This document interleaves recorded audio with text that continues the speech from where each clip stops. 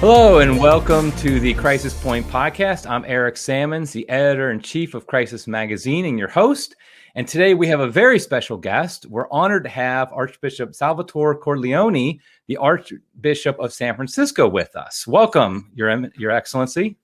Thank you. Thank you. Happy to So Archbishop Cordileone was born and raised in San Diego. He was the auxiliary bishop of San Diego from 2002 to 2009. The Bishop of Oakland from 2009 to 2012, and then the Archbishop of San Francisco from 2012 to the present. And so I'm going to ask the most controversial and tough question to get you in trouble first. Are you a Giants or a Padres fan? Yes. I'm still in process. Still in process. Very good. For migrating me for a few years there, that they kind of went into a slump. So yes. I think they're battling out for first of the Giants and the Padres. Yeah. So they're starting to win me over. There we go. So, okay, but we're not here to talk about baseball, of course. We're here to talk about His Excellency's new pastoral letter. I have it right here. It's called "Before I Formed You in the Womb, I Knew You," a pastoral letter on the human dignity of the unborn, Holy Communion, and Catholics in the public life. And this comes at a very important time in our nation's history and in the history of the church in America, because this is a big issue that we have in the church of where we have abortion on demand. We've had that for years. And we have people in the public square who are self-proclaimed, self-identified Catholics, but they're supporting abortion. And so I wanted to just ask you first, why did you write this pastoral letter, Your Excellency? I've known for quite some time I needed to do something about this, especially here in San Francisco, being a very kind of secularized culture, and this being such a prominent issue, especially here in San Francisco. So I've known for a long time that I needed to say or do something. And then I got the thought about a year ago that to do this sort of an approach of issuing a teaching document. I've realized for quite some time that far too many Catholics don't understand what it means to receive Holy Communion. So we've seen the Pew survey that showed a majority of Catholics don't even believe in the real presence anymore. It's no surprise that this coincides with the decline in understanding of what it means to receive Holy Communion. I think too many Catholics see it as just simply a matter of table fellowship. Everyone's welcome to the table, right? That's a very Protestant notion of communion. And the Catholic notion, our understanding is that, but it's the core Catholic teaching, right? This is the sacrifice of Christ, his historical sacrifice made present to us in our time and space on the altar through his body and blood, which becomes present, we could say incarnate among us under the appearances of bread and wine. So the act of receiving Holy Communion is our participation, our communion with Christ in his sacrifice, dying with him, which means dying to sin. So it's a sacrament of communion. So communion with the church means, and this is from time immemorial, that's why I emphasize it in the letter in that third section, that it's accepting and believing what the church believes and living one's life in conformity with that. If someone goes out of conformity in a serious way, what we call mortal sin, we're blessed with the sacrament of reconciliation. They can confess their sins in the sacrament, receive sacramental absolution, be restored to the state of grace. So I knew, first of all, I had to issue some teaching on what it means to receive communion worthily. Then also, this gets into the question of when it's an issue of Catholics in public life, if they're promoting a very serious evil such as abortion, what degree of participation are they involved with it? So that's why I had to have a section on explaining the different aspects of cooperation, formal and material, and the different kinds of material cooperation. These are technical distinctions in moral theology, but it's still very important for our Catholic people to understand, because there's some even remote connection so often in our day-to-day life. So it's important to understand those distinctions. But also, I mean, the pro-abortion side has done a great job of deflecting attention from this just unimaginable evil that's been perpetrated. So I also had to expose the evil of abortion, beginning with the science, beginning with the biology of what actually happens in an abortion. We don't look at it directly. It's so evil, I don't think we can stand to look at it directly in the face. So I had to, first of all, expose that. And I guess there should be no argument with science. These are like biological facts. And then the law and the church's perspective on that. So I knew I had to issue some clarifying teachings on that. And then the last section, of course, the special responsibility of Catholics in public life to consistently advocate for justice and affirmation of human dignity in all stages and conditions. Right. Excellent. Now, the letter is excellent, and it goes like you mentioned, for those who are watching or listening, it's broken down into 4 sections. So what I wanted to do, let's give a quick, or not so quick even, discussion of each of the sections. The first section, I think we can go over the fastest because most people watching this, listening to this, are already passionately pro-life. They believe and they know that abortion is the killing of an unborn child. And you go through that, it was interesting. What I thought was interesting about that section is you're not really making a Catholic argument. You're making an argument from natural law and from science. Yes. But the question is, so I read that section, and I think a lot of people who read it, who are like me, would say, well, it's so obvious. I mean, and I think you think it's so obvious. Obviously, we know it's so obvious from law, from science, from our faith, everywhere, that abortion is just killing of an unborn child. Why is it, though, that our society is so, why do you think it is that our society is so blinded by this that we just don't care? I mean, we really just ignore this terrible issue, that this Holocaust is going on amongst us. That's always been difficult for me to understand. The other side has its techniques, which have been proven to be very effective. So as I mentioned at one point in the letter, they use all of these sort of sophistries that deflect attention from what it really is. And we accept it. This is the problem. Pro-life people accept these labels. We use the term pro-choice. Right. I like to say we're all pro-choice. Everyone believes in the principle that people should have the right to make choices for their own life. And everyone accepts the principle that there have to be limits to those choices so they do not deprive other people of their rights. So many people who are pro-choice when it comes to choosing abortion are against choice when it comes to school choice. Right. Many of us are very pro-choice when it comes to school choice, but not when it comes to killing an innocent human life. So they mastered this language issue. And as I often say, if you're taking an issue and some are pro and some are anti, the word on the right side of the hyphen has to be the same word. Otherwise, you're talking about 2 different issues. So if we're anti-abortion, that means they're pro-abortion, not pro-choice. Right. So we have to be clear about the language and that it be specific. And then these other sophistries they use of, reproductive health and that it's an issue of healthcare, of women's healthcare. So one thing they've done is they've mastered this language game. And they do so by, deflecting attention away from the evil. And then they perpetrate lies. I mean, I've spoken to women, I'm sure just about everyone else in pastoral ministry has been dealing with this issue. I've spoken to women where they were actually lied to when they told it was just a clump of cells. So a woman goes in, has a second thought, now doesn't want to go through with it. She's in the clinic, they tell her, oh, just a clump of cells, it'll be over with in a little bit and get your life back on track.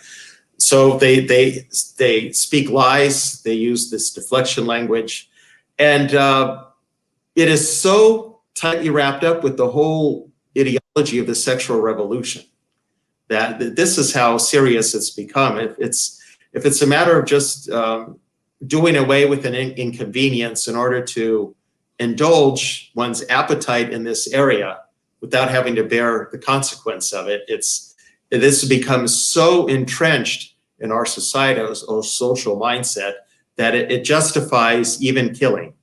Right. Even killing in order to live one's life according to this ideology. Right. Now, so I want readers to, people who are watching, I just recommend you read that section 1. It's very good, just giving us a reminder of the basis in law and science of why we oppose abortion. Now in section 2, though, I think this is a crucial section, and you mentioned it already previously. It's some technical language, but I do think it's important, especially as Catholics, that we understand these moral distinctions, because we can fall into different traps on every side if we don't understand this. And what you're talking about is cooperation with moral evil. And one line you said that you wrote that I really thought was very important. You said, abortion is never solely the mother's act. And I think what that made me think of immediately was Pope John Paul II when he wrote about structures of sin.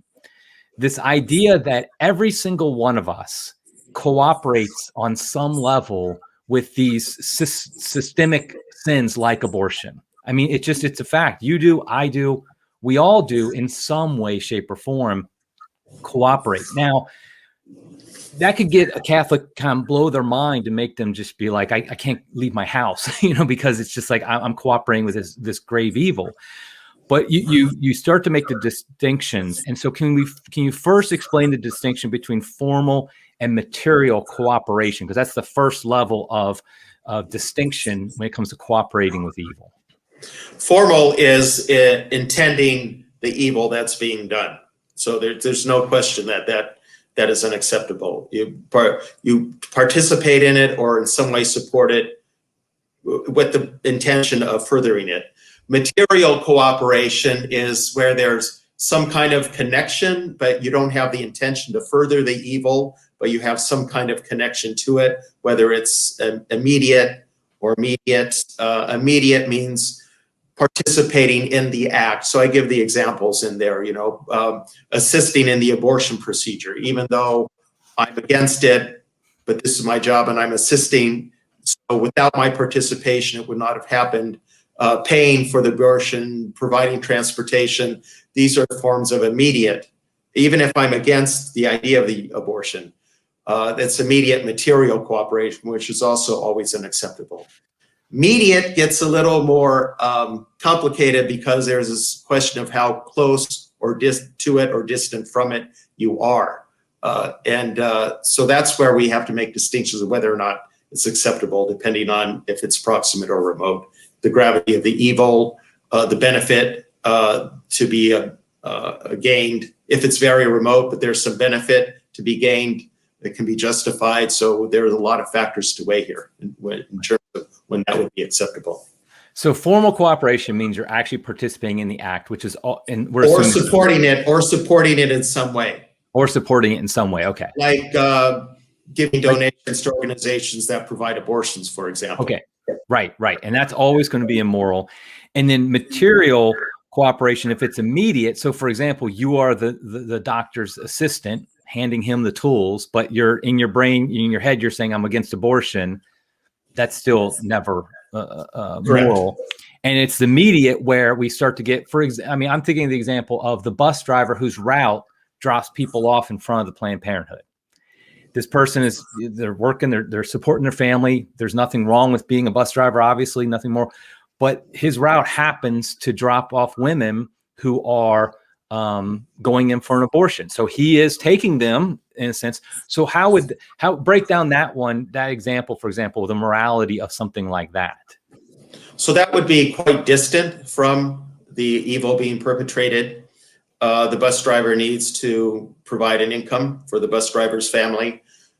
If he or she could be scheduled to another route, that would be preferable. If that's not possible, and this is the only means of income for the family, it's pretty distant. So that's a good example of where it's very distant, and it's necessary to provide an income for the family to care for the family. Then it could be acceptable. Right. And so another example would be if I bought something. I think Target supports Planned Parenthood. If I bought something at Target, there is a connection there to abortion. Yes. But I assume that would be immediate material, relatively remote. And so potentially, but at the same time, that doesn't mean I should shop at Target, right? I mean, obviously. Yes, it's so difficult though, because so many companies do support Planned Parenthood and other sort of evil causes. Right. So it's very hard. That's what I say. It's very hard to never have any connection whatsoever. Right. And as an aside, this of course is exactly moral thinking, the moral determination when we're talking about the new COVID vaccines and their connection, because everyone available right now is connected in some way, either through testing or developed with a cell line that originated from an aborted baby. And so there is cooperation with abortion there. So just real quickly, how would we as a Catholic approach, would you say we approach those vaccines? Yes, so all the vaccines available in this country have some remote connection. I understand that one available in Europe does not, the Sanofi Pasteur, I've heard it does not. But that's not available here. So here's a good example. The connection is very remote. The research was done with stem cells derived from an aborted fetus 50 years ago. And so the stem line has kept going. The Johnson & Johnson vaccine, actually, those stem cells are used in the manufacture of it. That's not the case with Moderna and Pfizer. So either way, it's distant enough and the benefit is great enough to justify cooperation. Better, if possible, Moderna or Pfizer. If the Johnson & Johnson is the only one available, it can be morally acceptable to take that vaccine as well. So I know there's been a lot of controversy about this. It's lamentable that there is a connection to abortion, but again, it was from a fetus that was aborted 50 years ago, and it was not an abortion performed in order to do the research to come up with these vaccines, but they were stem lines that have continued in these 50 years. So, and all the, I think, reputable sources have weighed in that it is acceptable in this circumstance. The National Catholic Bioethics Center, Archbishop Naumann, the chairman of the USCCB Pro-Life Committee, they've landed on and others as well have landed on the side that in this circumstance it's acceptable.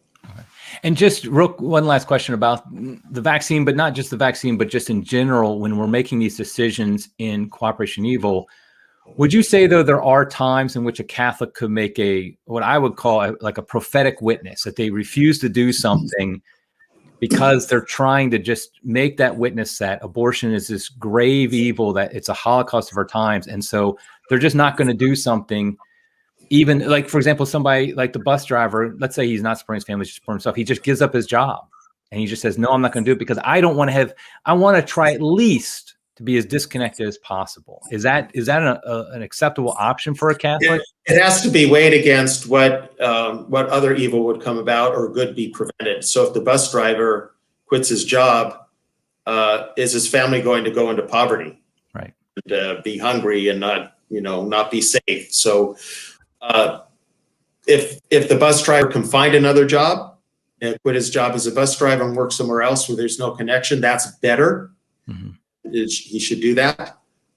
But if the family is going to be stuck in poverty, then I would say when we weigh them against each other, it would be weighted on the side of continuing his work as a bus driver. Again, try to get another route if he can. Right. So this is kind of the way to discern through these. Okay, proportional if reason. It's a prophetic witness that is not going to cause any other kind of collateral evil to happen, or prevent some significant good from happening, then it would be, I think, prophetic to do that. Okay, great. Thank you. Okay, let's move on to section 3 then. And this is where we get to the heart of the matter I think most people are talking about, which is the question of reception of the Holy Eucharist. And you begin with a passage from Scripture, which is frankly ignored in Catholic churches. I mean, let's be honest.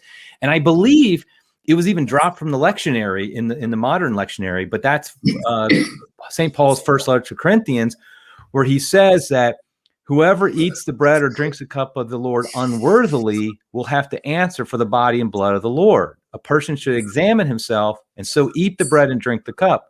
For anyone who eats and drinks without discerning the body eats and drinks judgment on himself.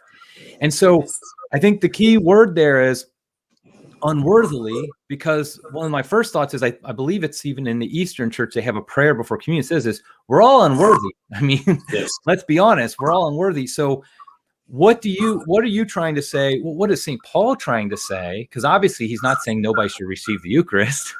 So what is he trying to say when he says to receive the Eucharist unworthily? Yes, I would say we also have that in our own Roman liturgy when we repeat the words of the centurion, Lord, I am not worthy right. or that you should come under my roof. So that's a reminder to us that there's the sense in which we are all unworthy.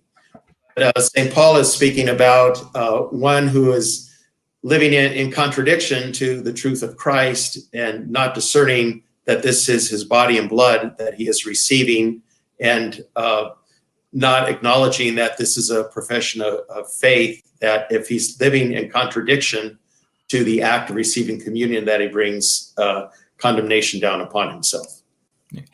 Now, I think the question a lot of people ask is, how can you, as a bishop or a priest, judge whether or not somebody else is unworthy? Because I think that's where I think the real controversy comes down is, how can you say that person X is unworthy to receive the Eucharist?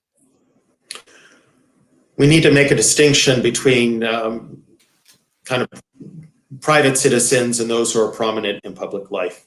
Either way, the pastor has to engage the person in conversation. If he's aware of a parishioner who's promoting abortion policies or working in an abortion clinic, the parish priest has to have a conversation with that person to help them understand. And so that conversation can't happen at communion time, right? It has to happen in advance. If it's someone prominent in public life, then that's getting in the court chapter, the additional factor of scandal. So that's why the conversations have to take place, and to try to help the person understand the evil that they're perpetrating. And if they continue, if after many attempts it proves fruitless, then and it's clear the person is not having a change of heart, not repenting, then to, first of all, for the person's own good, right, for their own, helping them down the path of conversion and holiness. And if it's publicly known, for the good of preventing scandal, then that action would have to be taken. But it can't be taken without some kind of a conversation having taken place. Right. So but ultimately, though, you're saying, let's say conversation taking place, the person is obstinate in their sin, their public sin. And so let's just use an example of a pastor at a parish and has somebody there who works at Planned Parenthood, a nurse at Planned Parenthood. So they've had the conversation, done all this.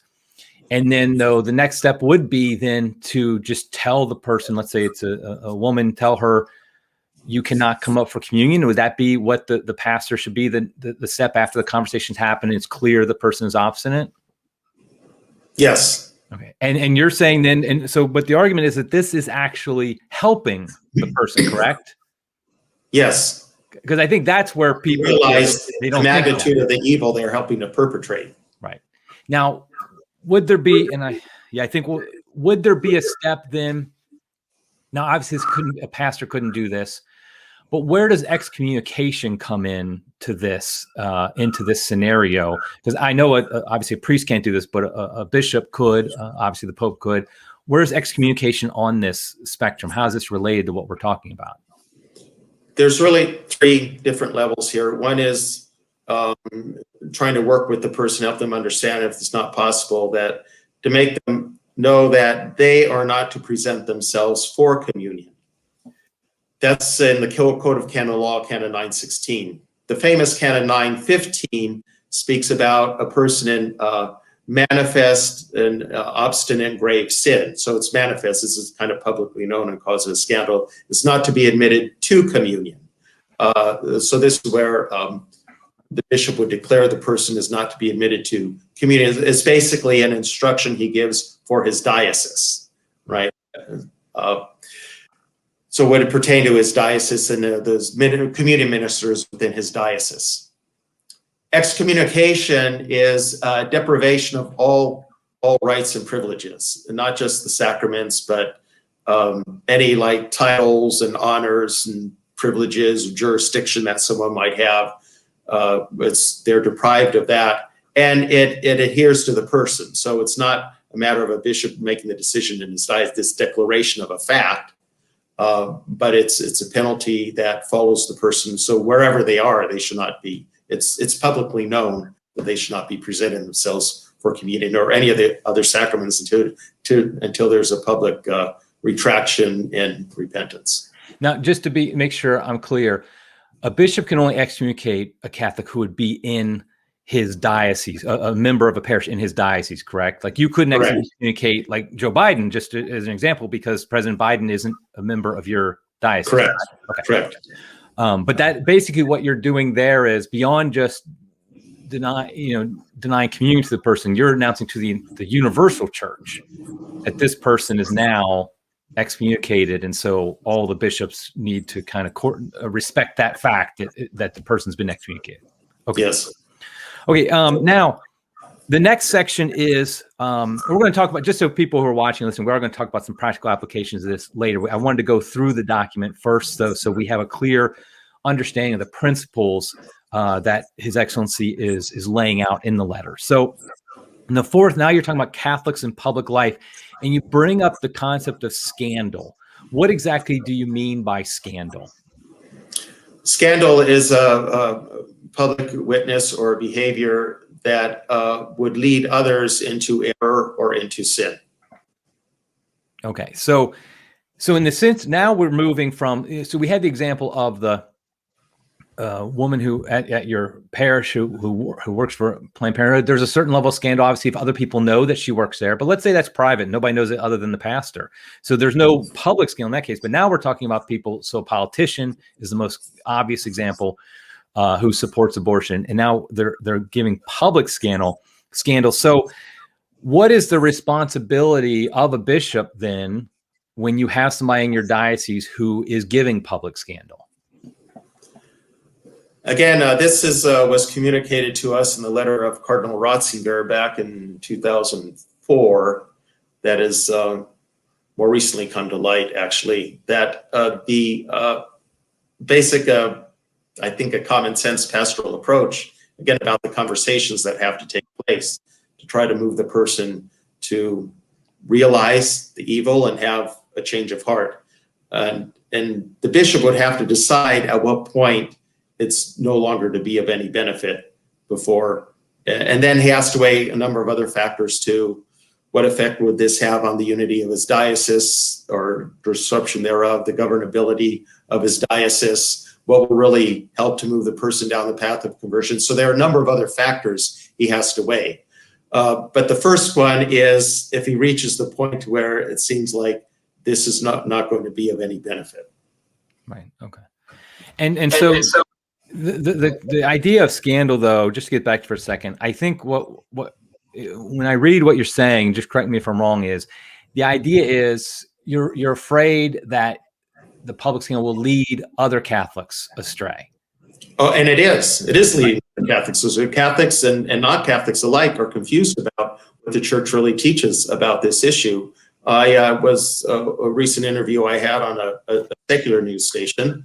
He was a friendly interviewer, but he just asked me, is it acceptable for a Catholic to promote abortion? So the very fact that he asked the question, legitimately asked that question, shows that the scandal is having its effect, because there's doubt in people's mind that you can't be a good Catholic and favor killing innocent human persons. Right. And just an aside, that was one. I grew up Protestant, and one of the reasons I became Catholic was because of the Church's pro-life witness. This was 25 plus years ago, and let's be honest, it's weakened. That pro-life witness has been weakened because of, we saw with that interviewer that he did not understand. It wasn't clear to him. It should be clear to everybody, Catholic or non-Catholic, that to be Catholic means you don't want innocent babies to be killed. Yes. Seems a pretty obvious thing. Okay. So let's, one thing I wanted to bring up as well is just, I don't know if you've heard about the recent revelations of how like the FDA has approved and used like aborted babies in experiments. And, we see that this gets revealed that Planned Parenthood sells baby parts and things like that. And just, I wanted to get your comments on what does that say about us as a culture, that these things are happening, and they're not only happening, but it seems like when this news is released, most people are just giving a shrug of their shoulders. It seems like we don't even care when this sounds like Nazi level stuff. I mean, but yet we're shrugging our shoulders. What would you say it says about our culture? We can begin to understand how these atrocities have managed to be perpetrated. It becomes so commonplace, such a part of the culture, that we become inured to the magnitude of the evil of it. And it, yes, like you said, it's reduced to a shrug of the shoulders because it's so commonplace. Yeah, it's awful. Okay, now what I wanted to do was I wanted to talk a little bit about practical application. Of course, the first topic that has to come up is Speaker Nancy Pelosi, who lives in, she represents San Francisco, so your diocese, so she's under your jurisdiction, so to speak, as a Catholic in that diocese. Now, she recently said that when in response to your letter and in response to the CDF statement, she said that she can use her own judgment to decide. Now, I know you made a statement very recently about this, but what would you say in response to Speaker Pelosi saying that she can use her own judgment, which I'm assuming that means she's saying, I can decide whether I go to communion or not, and you have no authority to tell her otherwise? What I said in my response, 50 years, 66 million babies have been murdered in their mother's womb. Is that something just a matter of judgment about how evil that is? 66 million babies murdered in their mother's wombs. And how many other, even more millions of lives have been scarred because of that? Women who regret their abortion are in anguish over it and are not allowed to talk about it. They're shut down. Some things are just so horrendously evil that there's no room for judgment about how evil it is. And there's the teaching of the church is clear about the worthy reception of Holy Communion. I mean, people have to make judgments about their own spiritual state and avail themselves of the sacrament of penance. But some things are so clearly evil that to formally cooperate with it is putting one outside of a proper disposition to receive Holy Communion. Now, Speaker Pelosi is probably after President Biden, is the most prominent Catholic, self-identified Catholic politician who supports abortion in this country. And she has been around. She's been a prominent politician for decades now, and she's always been very pro-abortion. She even won a Margaret Sanger Award from Planned Parenthood. I believe it was like 5 or 10 years ago, because of her complete support for abortion. Now, I know you've been there for 9 years. Why? I know what the question everybody, all the people listening to this want to know. Why have you not announced like she cannot go to communion or excommunicate her or something like that? Why have you, that has not happened? And I think a lot of lay Catholics are like, well, why doesn't he do that? And so I just want to ask you directly, why hasn't that happened, or what has happened? As I said, those conversations have to take place first. I have had some of that. I don't want to go into their private conversations. Right. But to repeat what I said, the bishop or the pastoral leader has to have arrived at a point where he knows there's no benefit to be derived from this. It's going to be fruitless, and weigh all those other factors. So all I can say is I'm not at that point yet. Okay, that's what I wanted to ask. So I also want to say something too about Nancy Pelosi has done good as well, and I don't want to discredit that. And in particular, recently she was instrumental for us getting the churches included in the PPP, the Payment Protection Program. Our churches were in that. She was very helpful in that. So I don't want to denigrate the good that she does, but that doesn't justify perpetrating something that is very evil either. Right. So in that 3-step process that you had talked about before, conversations, then publicly telling your diocese, the priest and everything, okay, this person needs to be denied communion. And then the 3rd step would be excommunication. What you're saying is with Speaker Pelosi is you're on that first stage of and weighing based on your conversations and other factors, whether, that you're still in that first stage. Would that be a correct? Yes. What would be be best for the church and the church's witness, Okay. life, and preserving unity. Okay. I'm still in that early phase. Yes. Now, would like, for example, she, obviously she lives in Washington, D.C. I'm sure she travels. Could another bishop, for example, let's say she's just, I'm going to pick a diocese in generically for anybody who's listening. I'm not trying to pick on any specific bishop, but let's say she's just in St. Louis. I just picked that one randomly. And the bishop there, would he have a right to be able to say, okay, tell his priest, Nancy Pelosi cannot receive communion in my diocese while she's here? Is that something that's legitimate, or because she's in your diocese, as an actual member, should that only be reserved to you to decide? Each bishop decides for his own diocese. So if some prominent Catholic is coming who is known for formal cooperation with something that's very evil, the bishop has the authority. Again, this is the application of Canon 915 is basically it's an instruction to the communion ministers in his diocese that this person is not to be admitted to communion. Every bishop has that authority in his diocese for anyone who is in his diocese at the time. Okay, so he can do that. I wanted to now turn a little bit to the fact that the bishops do not appear united on this issue. In fact, your old diocese, San Diego, Bishop McElroy, he wrote something recently talking about not wanting to weaponize the Eucharist. And he basically is saying we should not deny communion to pro-abortion politicians. It appears you disagree on that. I'm just kind of assuming that, but how would you? I mean, it leaves confusion in lay Catholics. Like, should we listen to you? Should we listen to Bishop McElroy? Are you saying something different? Are you saying the same thing? Should we just listen to our own bishop? What would you say to lay Catholics about this apparent disagreement between the bishops? I was trying to lay out the church teaching in this document without weighing in on any particular situation. That's why I did not mention any individuals, and that's why I made it as inclusive as possible. It's about Catholics in public life, not just political life, but we have Catholics prominent in other walks of public life, and they all have a responsibility to bear witness to the truth and justice for all. So I was trying to lay out the church teaching. I intentionally waited till after the election to release this because I did not want it to be misinterpreted as a political move, nor did I want it to be hijacked for political purpose.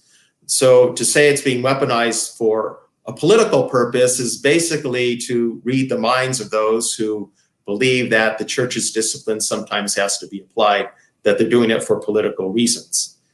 If that's the case, we can reverse that and say those who are opposed to applying the church's discipline are opposed to it for a political reason as well. Right. In reality, an argument can be made for both, that it's not politically motivated.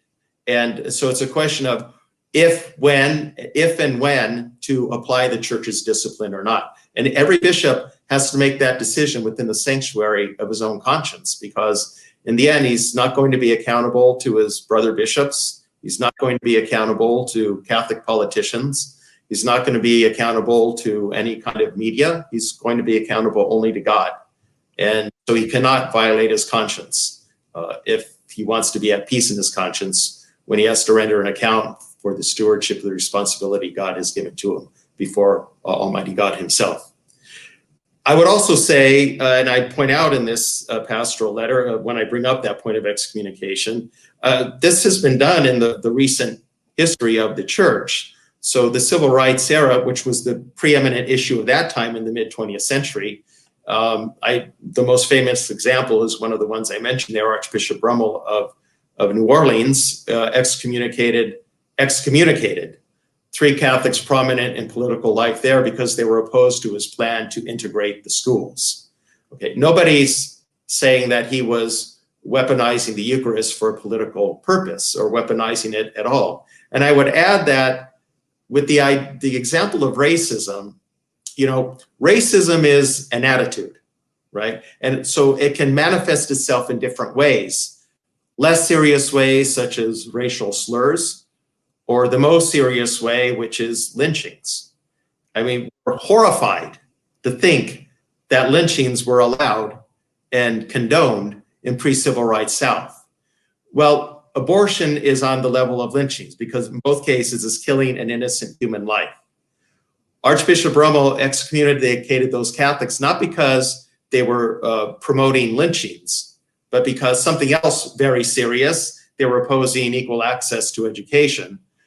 It's very serious and not as serious as lynching, but still very serious. And it was that was the issue which brought about their excommunication. So there is precedent for this, and people don't, in retrospect, looking at it historically, don't see it as weaponizing the Eucharist. Okay, and then that leads me to another question that I know there's a lot of frustration. I want you to have the opportunity to address this. There's a lot of frustration among lay Catholics. There's a feeling that the bishops aren't doing enough. They're not taking action. You know, you have the example of Rummel, I think it was, who excommunicated these people, and we look back on that, we say 3 cheers for him because he did something. He made it very clear that racism was not going to be tolerated. And we all know that, history knows that he was serious about it. And yet we have abortion now for, oh my gosh, it's almost 50 years now in this country, but we've not seen any pro-abortion politicians excommunicate or really even deny communion, even though President Biden's been like this for a long time. Speaker Pelosi has, other politicians, not just those two. And so I think a lot of lay Catholics would say, what will it take for the bishops? And I know you can't speak for any bishop, but yourself. And so I don't want to be unfair on that, to do something in the sense of not just say we should do this, but actually tell a pro-abortion politician, no, you can't receive communion, or yes, you're excommunicated. When does that happen? I mean, it's gone on so long now. And I know there's a lot of frustration. First of all, I want to point out the other side of that. The Catholic Church has been the advocate for life for decades now. For the longest time, the only voice that was advocating for life. Look at your own example. Yes, absolutely. Amen. Right? So I think we've been a powerful witness, and that is what brings people into the church of good faith. So we should not minimize that. It's very, no bishop would gleefully ban someone from receiving communion, much less excommunicate someone. It weighs very heavily on our conscience, and we don't want it to backfire. We don't want it to embolden the other side. So in the case of Archbishop Rummel, he had the winds of the social movement behind him, right? The whole country was seeing the evil of these racist policies, and so he was riding a crest of a wave. So he knew it could have the positive effect he was looking for. It'd be much, much more, I'd say, effective and maybe even justified if when we build up more and more momentum. So in my mind, we need to get I mentioned about how people are inured from the evil of it. Mm-hmm. We need people to realize how evil this is and have a repulsion against it, a revulsion better yet, against it. And then we have this momentum whereby an act like that can have the desired effect and not backfire. Okay, I see. Okay, so I want to conclude here with I just want to give you an opportunity to speak to lay Catholics who are watching or listening to this. We're pro-life. Many of us have been involved for many years in the pro-life movement. What would you say? What can we do? What are some things that lay Catholics can do to promote a cultural life, to fight against abortion, to create that wave that you're talking about, that then you're saying the bishops can kind of ride on to push it even further? Because I feel like it comes mostly from us on the laity to kind of push it through. What would you say are some great ways to do that? Well, first of all, I know we're in this kind of a discouraging time right now, but don't become discouraged. I do think the pro-life movement is gaining momentum. And eventually people are going to see just how evil this is. So be well-informed, be articulate, and be yourselves involved in public life, in your schools, especially parents with kids in public schools, in your public school district, and be involved in local governments. Promote promote good Catholics to be in political life. We haven't, I think, really paid attention to that. I mean, politics is a noble profession. It shouldn't be corrupted by these evil agendas. So we need to form our young people with the background and experiences to make valuable contributions to the public good through political life and to be active politically. That's the role of the lay people. That's not the role of us who are the clergy. So be involved in public life and especially political life, and to advocate for life, and then to continue what you have been doing to be truly pro-life.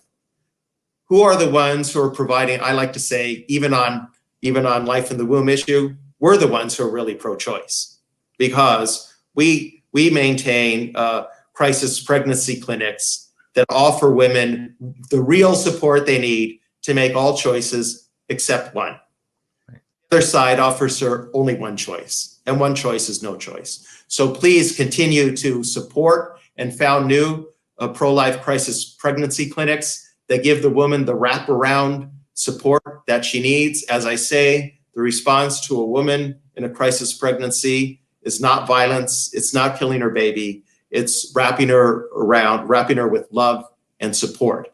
And I'm so proud of our pro-life crisis pregnancy clinics that give her that support, not just the medical care, but also the practical support of, if she wants to put the baby up for adoption, accompanying her through that process, providing her with blankets and baby formula and helping her get her life back together. It's a whole wraparound care. So continue to do that, and the more the better. Be supportive of that with your time, talent, and treasure. And the other thing that no one else is doing except us is, like I said, women are not able to talk about this, but we're the ones who provide healing for women and others in our network of relationships that are affected by this, by an abortion. So continue to do that. The Rachel Ministries are doing wonderful work in helping women and others heal, put their lives back together, and become the strongest voices on behalf of life. So continue to support that, to show that we truly are more than anti-abortion, we truly are pro-life. Right. Well, thank you, Your Excellency. And I want to thank you for writing this pastoral letter. Before I formed you in the womb, I knew you. I would encourage anybody watching, listening to read it so they can really understand His Excellency's arguments in here. And also, I also want to ask everybody who's listening, watching, to pray for His Excellency, the Archbishop, in the work he's doing. It, just imagine being Archbishop of San Francisco for a minute, and you're not gonna be envious of his position. I'm sure, if you think about it at all.